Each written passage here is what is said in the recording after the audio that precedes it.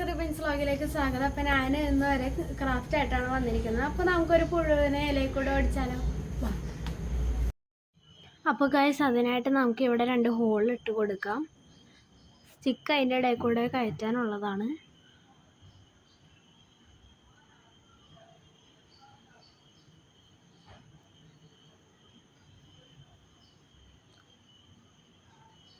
അപ്പോൾ ഗൈസ്, നമുക്കിനി അത് മാറ്റി വെക്കാം. ഒരു ടിഷ്യൂ പേപ്പർ എന്നിട്ട് എടുക്കാം.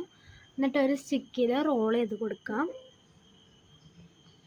ടിഷ്യൂ പേപ്പറിന് അത്ര കട്ടി വേണം എന്നില്ല, നിങ്ങൾക്ക് വേണമെങ്കിൽ അതിൻ്റെ ഹാഫാക്കി എടുത്താൽ മതി.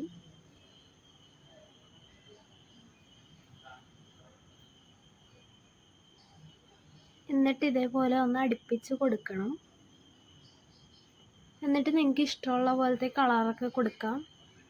ഞാനൊരു മാച്ച് ഇല്ലാത്ത കളറാണ് കൊടുക്കുന്നത്.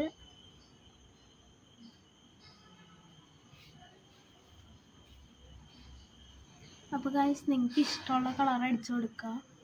ബ്രൗണൊക്കെ അടിച്ചു കൊടുക്കുന്നത് നല്ലതായിരിക്കും, ഒരു ഒറിജിനൽ ഫീലൊക്കെ കിട്ടും.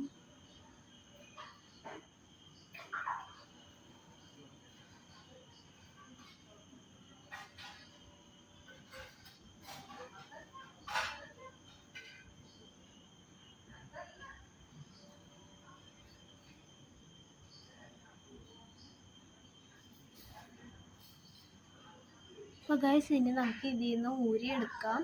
എന്നിട്ട് ആ പ്ലാവിലയിലേക്ക് ഒരു സ്ട്രോ കയറ്റി കൊടുക്കാം.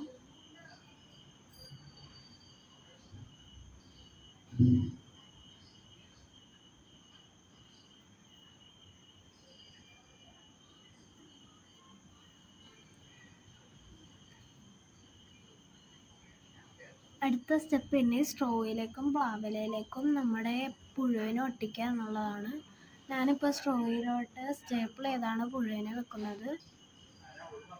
പ്ലാവിലയിലേക്ക് ഞാൻ പശ വെച്ചാണ് ഒട്ടിക്കുന്നത്.